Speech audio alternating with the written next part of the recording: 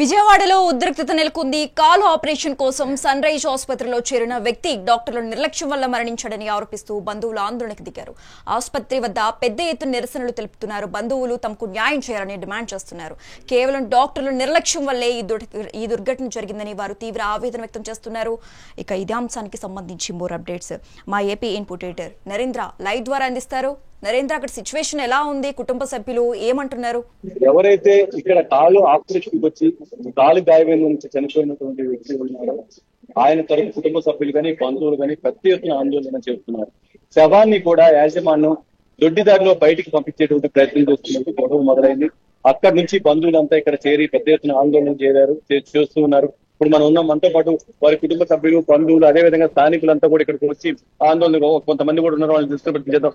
అసలు ఎందుకు వచ్చారు పేషెంట్ ఈ ఆసుపత్రికి? అసలు ఏం జరిగింది? కాలు మామూలుగా పనికెళ్తే తిరిగిందండి. తిరిగితే దాని వల్ల హాస్పిటల్ జాయిన్ చేశారండి. జాయిన్ చేశాక డబ్బులు కొట్టమంటే చాలా పాపం వాళ్ళకు ఉంది. అరెకరం 10 లక్షల కమ్మేశారండి. వాళ్ళ నాన్న ఉన్న ప్రదేశంలో ఎవరి దగ్గర ఇప్పుడు వాళ్ళ దగ్గరికి పంపించేసిందండి. పంపించేశాక కూడా వాళ్ళు డాక్టర్లు వైద్యులు నడుపుతున్నాం అంటున్నారు కానీ కాలు విరిగింది చెట్టు అని చెప్తున్నారు కానీ మనకి ఏమంటే క్లారిటీ మనకి ఇవ్వలేదండి. ఏంటంటే వైద్యులు నడుపుతున్నారు కానీ మందుల వల్ల మనం ఎంత డబ్బుకి వచ్చినా తీసుకుంటాం. చేయటం వల్ల ఏంటంటే ఎక్కడైతే నేను చెబుతాయా అంటున్నారు. మొన్న 10 లక్షల రూపాయలు తీసుకొని కాలు తీసేసేయాలని చెప్పేశారండి. ఇన్ఫెక్షన్ వచ్చింది ఇవన్నీ చెప్పారండి. చెప్పేసినా తీసేసేయాలంటే తీసేయడం మనం ఒప్పుకున్నామండి. ఒప్పుకున్న చచ్చిపోయిన మనిషి దగ్గర కూడా ఈ మనిషి చచ్చిపోయి దాదాపు ఒక రోజు అయింది. చెప్పాలి ఆ విషయం అసలుగానే చెప్పాలి. రెండింటప్పుడు కూడా ఇన్ఫెక్షన్ వచ్చింది అయ్యానంటే రెండింటప్పుడు కూడా డబ్బులు కొట్టుకున్నారండి. రెండింటప్పుడు కూడా డబ్బులు కొట్టుకొని తెల్లగా చచ్చిపోయిన చెబుతున్నారు. మనిషిని చూస్తే ఊపిపోయి ఉందండి. మనిషి అయితే రాత్రి చచ్చిపోవాలి. వాస్తవంగా చూస్తే ఊపిపోయి ఉంది. చాలా చికాకు ఉంది. మనకి వెళ్తానికి పొల్లుగా చూస్తే ఎదుగుందండి. మనిషిని చూస్తే రాత్రి చావాలి. శవాన్ని పెట్టుకొని డబ్బులు లాగేశారు. మాకున్న పొజిషన్ ఏంటంటే మేము ఆ తెల్లగా చేయాలని కానీ మా ఉండడానికి ఏమీ లేదండి. ఎందుకంటే ఒక కుర్రాడు కాలు పోతే కూపం చేసుకున్నాడు అంటే కాలు పోతే మనిషి బతకాల. వీళ్ళు వైద్యం చేయలే. 10 లక్షల రూపాయలు బట్టి గుంజేశారు. వాళ్ళ నాన్న కూడా అక్కడ బిడ్డ అనుకుంటున్నా 10 లక్షల రూపాయలు అమ్మేశారు. రాత్రి మళ్ళీ 1 లక్ష రూపాయలు కొట్టారు. రెండింటప్పుడు కూడా కొట్టి చచ్చిపోయిన పేషెంట్ దగ్గర కూడా ట్రీట్మెంట్ జరుగుతుందని చెప్పారు. 2 గంటలలో చచ్చిపోయిందని చెప్పేసి మళ్ళీ ఇది మాకు వాళ్ళు చెప్పారండి. దానివల్ల ఏంటంటే వీళ్ళు పిల్లలకి వైద్యం చేయలే. చిన్న పిల్లలు ఏదైనా న్యాయం చేయమని మేము కోరుతున్నాం. ఇంకో రకంగా మాకు ఆశ లేదు, ఇంకేమీ లేదు. ఆయన్ని వాటికి చంపేది డాక్టర్లు. వైద్యం లేనప్పుడు ఇదిగా ఆపుతూ ఇంకొక హాస్పిటల్ చెప్పినా ఏదో హాస్పిటల్ చేసుకున్నాను ఉన్నదాన్ని అమ్ముకొని ఇంకా బాగు చేసుకున్నా ఏం జరిగేది. వీళ్ళు ఏం కాదు అని చెప్పి పిల్లలు నాశనం చేసేసారు. వీళ్ళ వల్ల అయితే ఇంకా డబ్బు తీసుకున్నారు కానీ వైద్యం నడపల. అసలు ఎందుకు గొడవ మొదలైంది? ఎందుకు ఏం జరిగింది? దొడ్డిదారిని పైకి వెళ్ళారండి. మనలో మొత్తం కింద వచ్చే 11 అయింది. పైకి వెళ్ళా మనం చూసాను అన్నారు. వెళ్తే కింద లేడండి. పైకి వెళ్ళే పాటు 6 స్నేహితులు మా స్నేహితులు అండి. మీద తిరుగుతాం మేము. పైకి వెళ్తే పైన లేడు. ఏంటంటే కిందకు వచ్చేస్తుంది సామాన్. కిందకు వచ్చేస్తున్నాడు. ఇలా అడిగితే పైన ముందుగా సామాన్ లేదా బాబు కిందకు వస్తున్నాను. దొడ్డిదారిని అంబులెన్స్ పంపిస్తే ఎక్కిస్తున్నారు. నేను బండి అక్కడ పెట్టు సరే చావం ఇది ఎక్కిస్తున్నారు అన్న. మనకు మొత్తం చుట్టుముట్టి అలా దొంగదారిని పెట్టండి. ఏం దారిని పంపించాలా? లేకపోతే వాళ్ళ అన్నయ్య వాళ్ళ నాన్న సంతకం పెట్టుకోవాలి. భార్య సంతకం పెట్టుకోవాలి. ఎవరి చేత సంతకం పెట్టుకోకుండా ర్యాంక్ స్టెప్ వేసారు. దొంగదారిని అంబులెన్స్ గవర్నమెంట్ హాస్పిటల్ పంపిద్దామని సంబంధించారండి.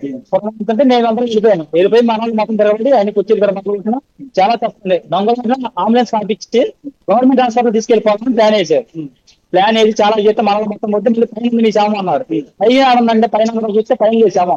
కింద చంద్రబాబు లో మొత్తం చాలా మోసం చేశారండి. దీని వాటికి డబ్బులు తీసుకుంటారని ట్రీట్మెంట్ జరపలా. వాళ్ళు ఉన్న ఆరోగ్యం మీద తల్లిదండ్రి బోర్ని ఎడుతున్నారు. ఆ అమ్మాయి కూడా చిన్నపిల్ల భార్య, చిన్నపిల్ల వాళ్ళు జరగాలండి. ఎందుకంటే మనసు పోయిందని మనం చేసేది ఏమి, మనసు చచ్చిపోయిన మనసు రాలేదు. ఇంతకుముందే ఆరోగ్య సమస్యలు ఉన్నాయి. నెంబర్ 1 మనిషి అండి ఆయన. అప్పుడు మన ఊరు మొత్తం కుర్రలు అంటే నెంబర్ 1 మనిషి.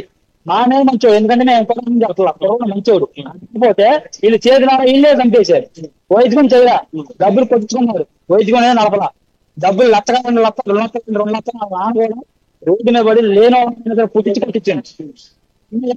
పాపం వారం బట్టి పక్కన పడిపోతుందండి. ఆ నాన్న నాగేశ్వరం అన్నాయన అయినా పక్కన పడిపోతుంది. నాగేశ్వరం నీకు ఇబ్బంది ఏమీ లేదని మేము ఊళ్ళో ఉండి పుట్టిన పుట్టుకొని కొట్టేసింది. అసలు ఎంత డబ్బు డబ్బు కొట్టినామండి. ఆ కుర్రోడు కూడా ఉంటే నీకు ఇబ్బంది ఏమీ లేదు కొట్టినాం. కాకపోతే ఆ కుర్రోడు ఏం చేస్తారంటే మా తమ్ముడు తెచ్చుకొని ఏడుస్తుంది నీకు ఏం కావాలన్నా. దొంగదారిని నడిపారండి. పైన ఉన్న శవాన్ని కింద తిప్పారు. మళ్ళీ రాంగ్ చప్పలు చేశారు. చాలా చక్కగా చేశారండి. దారుణంగా మేము సంతేసి హాస్పిటల్లోనండి 2 కిలోలు మేము మా వల్ల కాదని 4 లక్షలు 5 లక్షలు తీసుకున్నాం. మేము బాధపడుతున్నాం. వేరే హాస్పిటల్ తీసుకెళ్ళి తీసుకున్నాం. వీళ్ళ వల్ల కాదని అంటే వేరే హాస్పిటల్ తీసుకెళ్ళాలని మేము బతికించుకున్నామండి. అరగంట ఎక్కువ ఏంటండి ఉన్నదే పోయేది. పిల్లలు కళ్ళమంగం లేకుండా వైద్యులు నడపడం శవం దగ్గర డబ్బులు తీసుకున్నారు. శవం దగ్గర కూడా డబ్బులు తీసుకున్నారు. ఈ హాస్పిటల్ శవం దగ్గర కూడా డబ్బులు తీసుకున్నారు. ఎందుకంటారు మీరు అంటారా? ఫ్యాక్టరీ అని చెప్తా, మనిషి చచ్చిపోయి పళ్ళు కూడా ఉబ్బిపోయింది. అసలు మీకు తెలియని ఫ్యాక్టరీ ఏంటంటే చచ్చిపోయి ఒక రోజు తెలిసి దాని శవం దగ్గర కూడా డబ్బులు లాగేశారు. జరిగిన సిచ్యువేషన్ అది. కుర్రోడు అయితే ఉబ్బిపోయింది మనిషి. క్రిటికల్ పొజిషన్ తెలిసి ఏంటంటే మేము చెబుతాం అంటున్నారు కానీ మోసం చేసి డబ్బులు గుంజి రాత్రి 1,00,000 రూపాయలు లాగారండి. మనోళ్ళు ఫోన్ నుంచి వెళ్ళిన రికార్డు మొన్న ఫోన్ పే 2 గంటల 30 నిమిషాలు కూడా డబ్బులు కొట్టారు. వైద్యం జరుగుతున్నాయి. చాలా మోసం చేశారు. కానీ అది చాలా తప్పండి. నా వల్ల కాదనంటే వేరే హాస్పిటల్ జాయిన్ చేసుకుని ఏదో మా తప్ప మేము పడేవాళ్ళం అంటే ఉన్న గొడ్డు గోదాం కూడా ఇలా బ్రతికించుకునే వాళ్ళం. నిలువున ప్రాణం తీసేసారు. వాళ్ళు నిలువున ప్రాణం తీసేసారు. గోతం డబ్బులు పోయినా మాకు బాధలేదు. ఆ మనసు లేదనే బాధ మాకు ఒకటి ఉందా. ఇంకా ఒకటి చిన్నపిల్లలు ఆ అడగాల. నేను ఏమన్నా అనుకోండి మీరు నేను క్యాన్సర్ అవుతున్నామండి. ఒక అన్నదమ్ములు సేమ్ ఒకే వయసు. ఒక అన్నదమ్ములు ఆయన గవర్నమెంట్ డబ్బులు లాగి చాలా చక్కగా చేసేసారు. ఆ కుటుంబం ఆ రోజున పడి చాలా మంది దగ్గర డబ్బులు కొట్టించామండి. వాస్తవంగా ఈ హాస్పిటల్ అనేది గవర్నమెంట్ చంపేశారు అంతే. బయటకు నడపల. అయితే మొత్తానికి వాళ్ళ కుటుంబ సభ్యులు కూడా ఉన్నారు. మనం ఒకసారి ఏదైతే ఉందో దానికి సంబంధించి కూడా అలానే అక్కడ కూడా వాళ్ళ కుటుంబ సభ్యులు మొత్తం కూడా ఉన్నారు. దీనికి సంబంధించి ఉన్నటువంటి పరిస్థితి మనం ఒకసారి చూడొచ్చు. ఏదైతే వాళ్ళ కుటుంబ సభ్యులు సొంత అన్న ఎవరైతే ఇక్కడ చనిపోయాడో ఆయన సొంత అన్నున్నారు. వాళ్ళకి ఆర్థికంగా స్తోమత లేనప్పటికీ ఊళ్ళో అడిగి లక్షలు తీసుకొచ్చి హాస్పిటల్ కడిస్తే చివరికి శవాన్ని కూడా రోడ్డు మీదకి విసిరేసే విధంగా వ్యవహరించారు అనేది మొట్టమొదట వీళ్ళు మాట్లాడుతున్నటువంటి మాట. అసలు దొంగదారి శవాన్ని ఎందుకు బయటికి తరలించాల్సి వచ్చిందనేది వీళ్ళు అడిగినటువంటి మొట్టమొదటి ఏదైతే ప్రశ్న ఉందో దానికి సమాధానం చెప్పడానికి ఇప్పటికీ ఒక్కటి రాలేదు. వాళ్ళ కథ లేకపోతే ఎందుకు బయటికి రావాలని అడుగుతున్నారు. సార్ అసలు ఏం జరిగింది? మొదటి నుంచి మీ బ్రదర్ మీరు చూస్తున్నారు కదా, ఏం జరిగింది అసలు? ఆదివారం హాస్పిటల్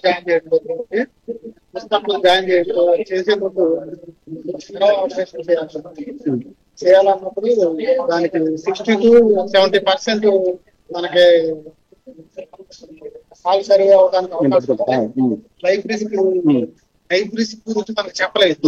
కాలు సర్వే అవుతుంది. 60 to 70% కాలు సర్వే అవడానికి అవకాశం ఉంది. లైఫ్ రిస్క్ గురించి మనం దాని గురించి చెప్పలేదు. చెప్పకపోవడం వల్ల మేమేం చేసుకుంటే సర్జరీ అనేది నరానికి చేపించేసుకున్న తర్వాత 4 రోజులకి తర్వాత నిన్న శనివారం దాన్ని ఏం చేస్తారంటే ఆపరేషన్కి వెళ్లే ముందు తీసుకెళ్లే ముందు మనకి చెక్ చేసుకుంటుందా అని హాస్పిటల్ తీసుకెళ్లారు. తీసుకెళ్ళిన తర్వాత వారం తీసుకెళ్ళేసి లైఫ్ థ్రెట్ తీసేసేయాలి. మనం తీసుకెళ్లే ముందు కూడా కాలు ఇన్ఫెక్షన్ క్లీన్ చేయడానికి అని చెప్పారు కానీ కాలు తీసేయమని నాతో చెప్పలేదు. వాళ్ళకి తర్వాత మా తమ్ముడితో పెట్టించుకున్నారు. ఎప్పుడు పెట్టించుకున్నారు? మీ తమ్ముడు సంతకం కొట్టింది. మీ కూడా పెట్టమ్మా కాళ్ళు డిస్క్ అయిపోతున్నాయి, సర్జరీ త్వరగా చేయాలనుకుంటా ఇలా చేసిస్తారు. ఈ సర్జరీ చేసిన తర్వాత రెగ్యులర్ ఉండకుండా అప్పుడు 24 hours గడిస్తేనే కానీ మీ తమ్ముడు సరిగా అవ్వగలరు, లేకపోతే లైఫ్ తీసుకుందని అప్పుడు చెప్పారు. ఈ వారం ముందులో ఏ ఒక్క రోజు కూడా లైఫ్ తీసుకుందని చెప్పలేదు. ఈ ఆర్థోపెడిక్ డాక్టర్ ఆయన కిడ్నీ రోగికి అతనే చూసేది, ఆర్థోపెడిక్ కూడా అతనే చూసేది, గుండెకి కూడా అతనే చూసేది, మొత్తం ఆయనే చూసేది. ఆయన ఏం డాక్టర్ ఏంటో అర్థం కాదు. ఏదైనా వచ్చిందంటే వస్తే వెంటిలేటర్ సర్జరీ అర్థం రావాలి కానీ ఏం వచ్చి లైఫ్ థ్రెట్ లేదు. 60 to 70% డబ్బులు కట్టేయడం, ఒకటి 70,000 కట్టేయడం. మళ్ళీ సాయంత్రం అమ్మా కొంచెం నయం అవుతుంది, సర్వే అవుతుంది, నరం సర్వే అవుతుంది, మళ్ళీ కొంచెం క్లీన్ చేసేది ఉంది, మళ్ళీ డబ్బులు కట్టాలి. డబ్బులు కట్టుకుంటూనే ఉంటున్నాను. దీని గురించి ఎక్స్ప్లెయిన్ చేయడం లేదు, ఏమి లేదు. కాలు కింద వరకే చూపించారు కానీ పైన క్లీన్ చేస్తున్నారో లేదో కూడా నాకు తెలియట్లేదు. పైన ఇన్ఫెక్షన్ వచ్చేసి లైఫ్ దీని గురించి వివరించుకోకుండా నేను సర్జరీ అలా అనంతరం చేసేసి కాలు తీసేసేసి బ్లడ్ కోసం బ్లడ్ కోసం మా తమ్ముడు చూద్దాం అలాగే బ్లడ్ కావాలి. అక్కడ ఉంది ఎక్కడ చెప్పుకుంటా ఇలా బ్లడ్ కోసం తిప్పారు కానీ మా తమ్ముడు చూపించడానికి కూడా ప్రారంభం. అంటే సర్జరీ చేసేటప్పుడు సరిపోయారు అనుకుంటున్నారు మీరు? అనుకోలేదు కానీ కొంచెం లోలో ఉండే తమ్ముడు సమయం జరిపించాడు. బ్లడ్ ఉన్నాయి చేయమ్మా అనుకున్నాక చేయడానికి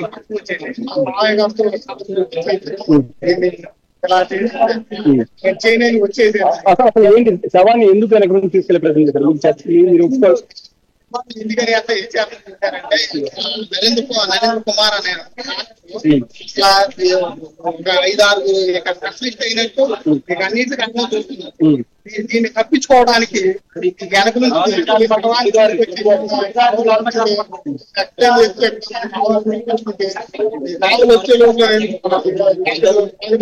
తీసుకెళ్ళి ఆ శవాన్ని గుర్తు పెట్టేసి రాజ్కోట్ తీసుకెళ్ళి కనీసం మాతో సంతకాలు కూడా యాజమాన్యం అసలు మీకు అతను చనిపోయాడని ఎప్పుడు చెప్పారు? చెప్పినప్పుడు ఆ డాక్టర్ మీరు ఏం మాట్లాడారు? చనిపోయిన తర్వాత మీకు ఎప్పుడు చెప్పారు? చివరిగా చనిపోయాడు తీసుకెళ్ళమని నేను చెప్పారా మీకు? చనిపోయాడని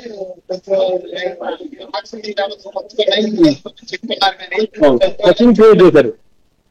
క్రియేట్ చేసేసి తీసుకెళ్ళి చెప్పడం ఎన్ని చేస్తున్నారు కానీ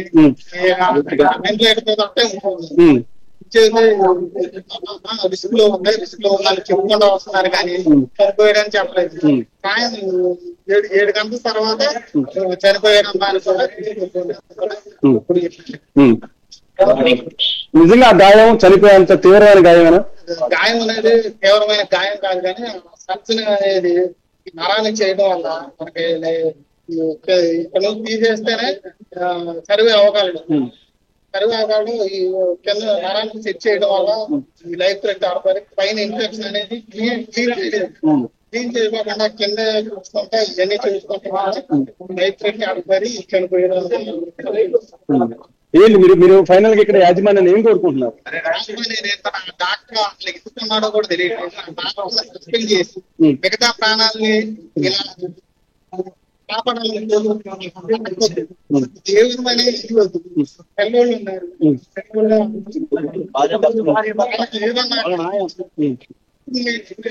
సమాధానం కొంతమంది బతికేటట్టు డాక్టర్ తీసేసి గవర్నమెంట్ నుంచి సహాయం కావాలి. ఓకే. ఆ డాక్టర్ ఇప్పుడు దాకా మీకు మాట్లాడలేదా? సర్జరీ అయిపోయిన తర్వాత చనిపోయిన తర్వాత ఒక్కసారి మాట్లాడారు?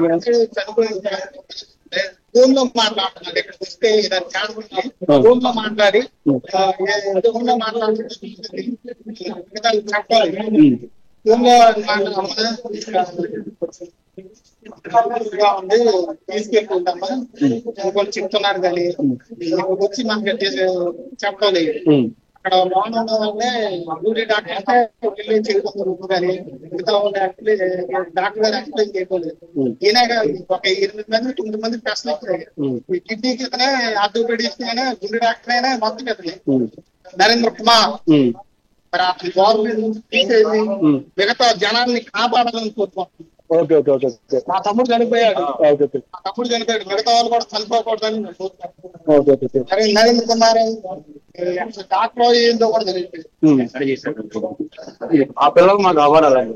ఇది మొత్తంగా చూసుకుంటే ఏదైతే దానికి సంబంధించినటువంటి పేషెంట్ కి సరైన వైద్యం చేయలేదు. రెండోది వాళ్ళని ఏదైతే చనిపోయేటువంటి పరిస్థితి అంటూ కూడా చివరి నిమిషంలో చెప్పడం, అప్పటికప్పుడు లక్షల డబ్బులు కట్టించుకోవటం, రక్తం కోసం వాళ్ళ రోడ్డు మీద తిప్పటం, అదే విధంగా చనిపోయిన తర్వాత వీళ్ళకి పూర్తిగా కూడా సమయం కూడా ఇవ్వకుండా, అంటే దానికి సంబంధించిన నిర్ణయం తీసుకుని శవాన్ని తీసుకునేందుకు డాక్టర్గా మాట్లాడిన సమయాన్ని కూడా ఇవ్వకుండా దొంగ దారిలో శవాన్ని బయటకు తీసుకునేటువంటి ప్రయత్నం చేయటం, బంధువులను రెచ్చగొట్టడం, బంధువులు ఆ శవాన్ని ఎందుకు తీసుకువెళ్తున్నారని ప్రశ్నించినటువంటి సమయంలో వాళ్ళంతా కూడా వాళ్ళని రెచ్చగొట్టే విధంగా మాట్లాడటంతో వాళ్ళంతా కూడా శవాన్ని బయటికి తీసుకురానికుండా అడ్డుకొని ఎట్టి పరిస్థితి తేలేంత వరకు శవం లోపలే ఉండాలి, రోడ్డు మీదకి తీసుకొచ్చి శవాన్ని ఏ విధంగా పెడతారంటూ వీళ్ళు అడ్డుకోవడంతో కొంత భయపడిపోయి యాజమాన్యం కూడా వెనక్కి తగ్గింది.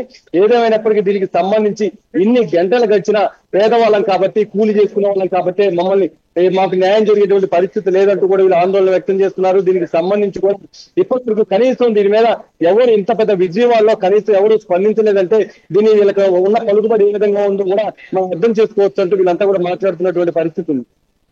అంతే చూస్తున్నట్లయితే ఒక విధంగా ఠాగూర్ మూవీలో సీన్లనే తలపిస్తోంది. వాళ్ళ కుటుంబ సభ్యులు ఒకటే ఆరోపిస్తున్నారు, చనిపోయిన బాడీకి ట్రీట్మెంట్ చేశారు ఇప్పటి వరకు వైద్యులని. అయితే వైద్యులు ఎంత మొత్తంలో ఫీజు వసూలు చేశారు కుటుంబ సభ్యుల దగ్గర నుంచి?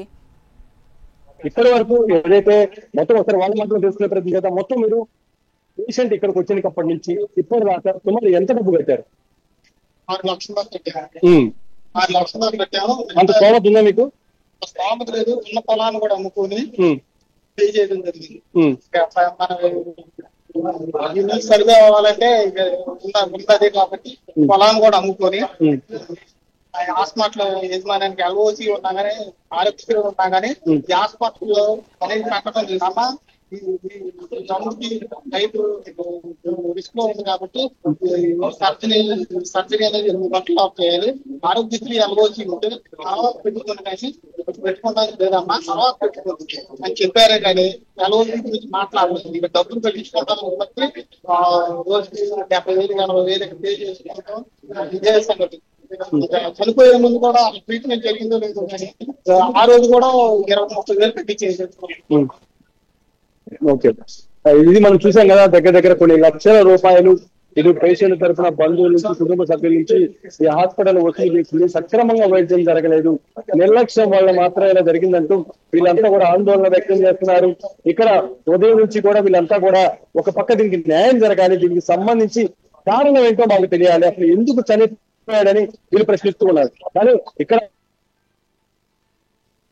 పేదవాడికి సంబంధించి ఏదైనా ప్రమాదం జరిగితే, ఇక్కడ హాస్పిటల్ ఏదైనా ఇబ్బంది కలిగితే వాళ్ళు పెద్ద ఎత్తున వాళ్ళ క్రౌడ్ ఉండి వాళ్ళ బంధువుల నుండి వస్తే తప్ప ఇక్కడ ఎవరు కూడా పట్టించుకునేటువంటి పరిస్థితి లేదనేది చాలా కాలంగా పెద్ద ఎత్తున చర్చ జరుగుతున్నటువంటి విషయం. గతంలో కూడా వేరే హాస్పిటల్స్ లో కూడా ఇలా చనిపోయినటువంటి సమయంలో వాళ్ళ బంధువులు వాళ్ళంతా పెద్ద ఎత్తున ఇక్కడికి వచ్చి ప్రశ్నించినటువంటి సమయంలోనే ఎంతో కొంత సమాధానం చెప్పారు. వీళ్ళకి ఇంత పెద్ద ఎత్తున బంధువులు కానీ ఆ కుర్రోడు చిన్న వయసు, అతను అన్యాయంగా చంపేశారు, చనిపోయేంత తీవ్రమైనటువంటి సమస్య కాదు, అయినా అతను చనిపోయేదాకా నిర్లక్ష్యంగా వ్యవహరించారంటూ వీళ్ళు వాళ్ళ స్నేహితులంతా కూడా ఇక్కడికి వచ్చి ఉదయం ఎప్పుడైతే ప్రశ్నించడం మొదలు పెట్టారో అప్పుడు కొంత హాస్పిటల్ యాజమాన్యం వెనక్కి అడుగేసింది. అయినప్పటికీ వాళ్ళు ఇప్పుడు ఏ స్థాయిలో ఉన్నారో మనం అర్థం చేసుకోవచ్చు. ఇప్పటివరకు ఏదైతే ఆ శవాన్ని దొడ్డిదారిలో బయటకి ఎందుకు తీసుకువెళ్లారని వీళ్ళు అడుగుతున్నటువంటి ఒకే ఒక ప్రశ్న, దానికి వాళ్ళు సమాధానం చెప్పలేకపోతున్నారు. అదే విధంగా అసలు ఎందుకు చనిపోయింది చెప్పలేనటువంటి స్థితిలో ఈ రోజు యాజమాన్యం ఉందంటూ కూడా వీళ్ళు చెప్తున్నారు. మనం వింటున్నాం, చూసాం కదా. మొత్తం ఇక్కడ వాళ్ళకి సంబంధించినటువంటి కుటుంబ సభ్యులు, బంధువులంతా కూడా ఒక్కొక్కరుగా వస్తూ ఉన్నారు. వచ్చి అసలు దీనికి ఏం జరిగింది ఏంటనేది కూడా తెలుసుకునేటువంటి ప్రయత్నం చేస్తూ ఉన్నారు. ఇప్పటి వరకు డెడ్ బాడీని కుటుంబ సభ్యులకు అందించారా? ఎప్పటిలోగా డెడ్ బాడీని అందించే అవకాశాలు ఉన్నాయి? ఏమన్నా సమాచారం అందిందా మరి దీనికి సంబంధించి? మీరు అసలు దీనికి సంబంధించి కుటుంబ సభ్యులుగా మీకు చనిపోయిన వెంటనే డెడ్ బాడీని మీరు తీసుకువెళ్ళండి, ఇక చనిపోయాడని చెప్పి మీకు అప్పగించారా? అసలు ఏం జరిగింది డెడ్ బాడీ సంబంధించి?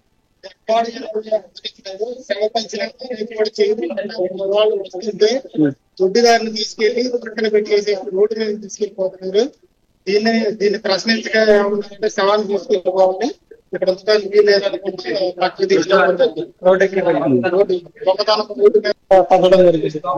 అదే విధంగా డిక్లరేషన్ ఫామ్ మీద ఎటువంటి ఓల్డ్ ఫామ్ మీద సైన్ చేయించుకున్నారు.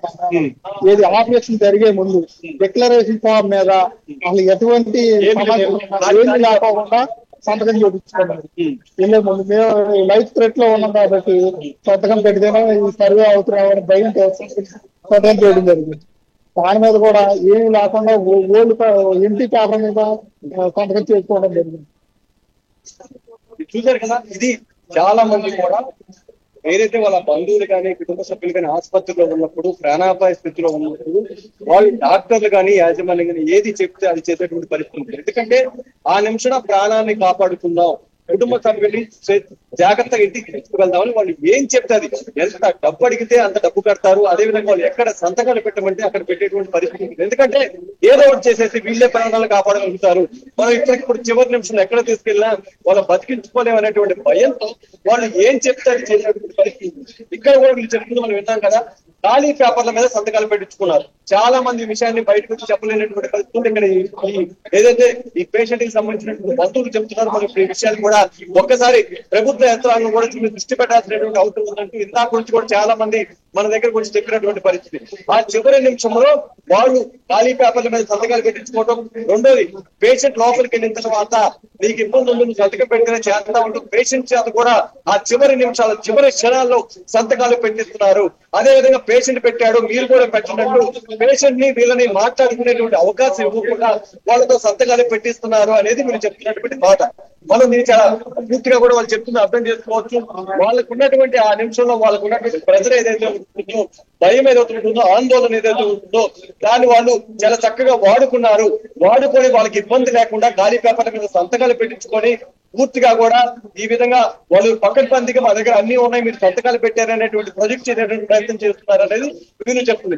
గతంలో కూడా ఈ విజయవాడలో ఇలాంటి సంఘటనలు జరిగినటువంటి సమయంలో చనిపోయిన తర్వాత ఏంటంటే మీరే సంతకాలు పెట్టారు, అయిపోయింది, ఏంటి మీరు ట్రీట్మెంట్ చేసాం, తీసుకెళ్ళి లేకుంటే లేదంటూ కూడా కొంతమంది నిర్లక్ష్యంగా మాట్లాడారంటూ ఆ సమయంలో మనం వాళ్ళు మాట్లాడినప్పుడు మనం వచ్చినటువంటి వీడియోలు కూడా చూసాం. గతంలో కూడా ఇలాంటి విజయవాడలో ఇలాంటి సంఘటనలు జరిగితే బంధువులంతా రోడ్డు మీదకి వచ్చి గట్టిగా ఆందోళన చేసేసరికి వాళ్ళు అప్పుడు యాజమాన్యం కూడా తక్కువచ్చి వాళ్ళకి సమాధానం చెప్పింది. ఇక్కడ వీళ్ళకి సంబంధించి ఒక పక్క చదువు లేని వాళ్ళు చాలా మంది ఉన్నారు, పెద్ద కూలి పని చేస్తున్నారు, దుఃఖాంతే కానీ రోజు గడవనటువంటి మనుషులు చాలా మంది ఉన్నారు. వాళ్ళు మహా అయితే 1 గంట 2 గంటలు లేకుండా ఫోటో ఆందోళన చేస్తారు. మధ్యాహ్నం 1 అయితే వాళ్ళే లేచి వెళ్ళిపోతారు ధోరణ ఉంది అనేది మీరు చెప్తున్నారు. ఏదేమైనప్పటికీ ఎందుకు చనిపోయాడు ఏంటి, అదే విధంగా వాళ్ళు ఎంత నిర్లక్ష్యంగా వ్యవహరించలేదు దాని మీద క్లారిటీ వచ్చేంత వరకు ఇక్కడ నుంచి మేము వెళ్ళమంటున్నారు. ఆ తెల్ల పేపర్లకు సంబంధించి కూడా సంతకాలు పెట్టుకున్నటువంటి విధానం కానీ యాజమాన్యం వ్యవహరించినటువంటి విధానం కానీ సక్రమంగా లేదని చెప్తున్నారు. అదే విధంగా దీనికి సంబంధించి ఇప్పటి వరకు వీళ్ళు లక్షల రూపాయల డబ్బులు కట్టినటువంటి పరిస్థితి, దానికి సంబంధించి కూడా స్థాయిలో ఒక పక్క ఆరోగ్య విషయంలో కూడా మేము అడిగితే ఇబ్బందికర పరిస్థితులు ఉంటాయి, ఇమీడియట్ గా మీరు లక్షలు కట్టాలంటూ కట్టించుకున్నారంటూ కూడా వీళ్ళు చెప్తూ ఉన్నారు. నరేంద్ర, ఇప్పుడు ఇక్కడ ప్రధానంగా మనం చూసుకోవాల్సింది ఏంటంటే పేషెంట్ ని అడ్మిట్ చేసేటప్పుడు పేషెంట్ కండిషన్ ఎలా ఉంది, అసలు ఎప్పుడు అడ్మిట్ చేశారు, అసలు ఆపరేషన్ థియేటర్లోకి తీసుకెళ్లిన తర్వాత ఆపరేషన్ కంప్లీట్ అయిపోయిన తర్వాత ఎవరైతే కుటుంబ సభ్యులు ఉన్నారో వారిని పేషెంట్ ని చూడడానికి వైద్యులు అనుమతినిచ్చారా ఇప్పటి వరకు? ఆపరేషన్ చేసే ముందు ఆపరేషన్ థియేటర్లకు ఒక్కసారి దీనికి సంబంధించి ఎవరైతే మొదటి నుంచి దీన్ని చూశారో ఈ పేషెంట్ కి ఇవన్నీ చేపించారు ఆయన ఉన్నారు, ఆయన అడుగుదాం. మీరు చెప్పండి, పేషెంట్ ఎలాంటి పరిస్థితుల్లో అసలు ఆయన ఎలా ఉండేవాడు, ఎలాంటి పరిస్థితుల్లో ఆసుపత్రికి తీసుకొచ్చారు? బీపీ నార్మల్ గా ఉంది, హాస్పిటల్కి వచ్చిన టైంలో బీపీ నార్మల్ ఉంది. పేషెంట్ కూడా ఎక్స్రేకి సిటీ స్కాన్ కూడా ఒక చేతితో జరుపుకొని చక్కగా ఉన్నాడు. ఈ సర్జరీ చేసిన తర్వాత ఇన్ఫెక్షన్ అయిన తర్వాత రోజు రోజుకి మారుతున్నారు, మారుకుంటే పరిస్థితి ఉంది. నిన్న శనివారం మొత్తం మారిపోయింది, కథంతా మారిపోయి ఇలా జరగడం జరిగింది. ఆపరేషన్ వెళ్లే ముందు ఆపరేషన్ థియేటర్లో అతను పెట్టి అతనితో సైన్ చేయించుకొని తర్వాత మా దగ్గరికి వచ్చి మాట్లాడటం జరిగింది. ఆపరేషన్కి వెళ్లే ముందు మా తమ్ముడితో నన్ను మాట్లాడలేకుండా కూడా చేసింది. ఆపరేషన్కి వెళ్లే ముందు మాట్లాడుకోకుండా అతనితో సైన్ చేయించు నాన్న, అది ఎప్పుడు పెట్టారో కూడా తెలియదు, ఈ సైన్ పెట్టేసేయడమ్మా కాల్ తీసేయమని. ఇక బయటకు వచ్చిన తర్వాత మీరు కూడా పెట్టాలనుకుంటా ఫోర్స్ చేస్తుంటే నేను పెట్టకుండా బయటకు వెళ్ళిపోయింది. బయటకు వెళ్ళిన తర్వాత మా మామయ్యని పిలిచి ఇలా జరుగుతుంది, లైఫ్ పెట్టమ్మా అని సైన్ చేసుకోవడం జరిగింది. అసలు ఏమంటారు యాజమాన్యం, ఏమంటారు దీనికి సంబంధించి? అసలు అతను చనిపోయాడు, ఇదంతా కూడా జరిగింది, శవాన్ని బయటకు తీసుకుంటే మీరు అడ్డుకున్నారు, ఇప్పటి వరకు యాజమాన్యం దీనికి సంబంధించిన యాజమాన్యం అనేది ఒక మాట కూడా ఎక్స్ప్లెయిన్ చేయలేదు. ఫోన్ లో అమ్మా అనుకుంటా ఫోన్ లో ఎక్స్ప్లెయిన్ చేయడం జరిగింది. ఇక్కడ లేకుండా నరేంద్ర కుమార్ ఫోన్ చేసి ఫోన్ అని చెప్పడం జరిగింది. ఈ ఎక్స్ప్లెయిన్ కూడా చేయడం లేదు. ఇది చూసాం కదా, ఏదైతే వీళ్ళు ఆసుపత్రికి వచ్చినటువంటి సమయంలో లక్షల డబ్బులు కట్టించుకునేటప్పుడు చక్కగా ఏసీ రూమ్ లో కూర్చోబెట్టి వాళ్ళకి అన్ని వివరించి ఇంత చేశారు. చనిపోయిన తర్వాత కనీసం ఆ డాక్టరు మా కళ్ళ ముందు కనిపించిన పరిస్థితి లేదు, వచ్చి ఎందుకు చనిపోయాడో కూడా చెప్పలేదు. ఏదో ఫోన్ లో ఫోన్ చేసి నర్సు స్పీకర్ ఆన్ చేస్తే ఆ స్పీకర్ ఆన్ చేసినటువంటి సమయంలో మేము ప్రయత్నించాం, బ్యాడ్ లెక్ అతను చనిపోయాడు, శవాన్ని తీసుకెళ్ళండి అనేటువంటి విధంగా మాట్లాడాడు. ఇది సరైనటువంటి పద్ధతి కాదు. ఎందుకు చనిపోయాడు అసలు ఏంటనేది కూడా అడుగుతా ఉన్నా సరే మాకు ఎవరు కూడా ఇక్కడ పలకట్లేదంటూ వీళ్ళంతా కూడా మాట్లాడుతూ ఉన్నారు. అక్కడ ఉన్న కుటుంబ సభ్యులను ఒకసారి అడిగే ప్రయత్నం చేయండి. వాళ్ళ డిమాండ్స్ ఏంటి, అసలు హాస్పిటల్ యాజమాన్యం ఏమంటుంది, ఇప్పటి వరకు స్పందించారా? కుటుంబ సభ్యులు కూడా ఉదయం నుంచి ఆందోళన చేసేసి ఒక మొదటి నుంచి ప్రజలు ఇక్కడ మనతో పాటు ఉన్నారు. ఆయన భార్య గాని పిల్లలు కూడా చాలా చిన్న పిల్లలు, వాళ్ళని ఇక్కడ ఈ ఇబ్బందికర పరిస్థితుల్లో బయట వాళ్ళు ఉండకుండా వాళ్ళ కుటుంబ సభ్యులు ముఖ్యమైన వాళ్ళంతా లోపలికి వెళ్ళి వాళ్ళ సోదరుడు మాట్లాడుతుంది ఈ విషయాలు మీడియాకు వెల్లడిస్తున్నారు. వాళ్ళు ఎవరు కూడా ఇక్కడ అందుబాటులో లేనటువంటి పరిస్థితి. అందరూ కూడా ఆ ఎవరైతే ఆ పేషెంట్ చనిపోయారో ఆ శవం దగ్గర ఉండి అతను ఇలా అయిపోయాడు కదా, దానికి కొంత వాళ్ళు బాధపడుతున్నటువంటి పరిస్థితి. మొత్తం కూడా ఆ శవాన్ని ఎక్కడైతే పెట్టారో అక్కడికి చేరుకున్నారు మంత్రులు కానీ కొంతమంది మాత్రమే అక్కడ రెగ్యులర్ గా హాస్పిటల్లో జరిగేటువంటి సేవలకు సంబంధించి ఇబ్బందికరంగా ఉంటుంది. మీరంతా కూడా పైకి శవం దగ్గర నిలబడితే హాస్పిటల్లో మీరు చేసుకునే వాళ్ళకి ఇబ్బంది ఉంటుంది, ఇతర పేషెంట్ కూడా ఇబ్బంది పడతారంటూ ఒక పక్క పోలీసులు వచ్చి వీళ్ళకి సర్ది చెప్పడంతో చాలా మంది పక్కన బయట ఆగిపోయారు. చాలా తక్కువ మంది దగ్గర కుటుంబ సభ్యులు మాత్రమే లోపలికి వెళ్ళిపోయారు. వాళ్ళు అనుకుంటారు ఒక వాళ్ళ సోదరుడు మాత్రం ఇక్కడ బయట మీడియాకి ఏం జరిగింది ఉదయం మనం కొన్ని వందల మంది దీనికి సంబంధించి ఏ విధంగా న్యాయం జరిగేదాకా వెళ్ళమంటూ ఇక్కడ నిలబడినటువంటి పరిస్థితి.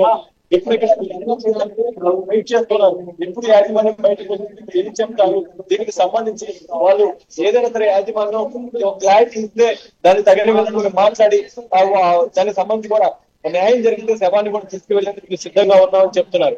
కానీ ఎవరు రానటువంటి పరిస్థితుల్లో వాళ్ళు ఏదేమైనా సరే ఏదో ఒకటి తేల్చాల్సిందని చెప్పి ఇక్కడ నిలబడి ఉన్నారని చెప్తున్నారు.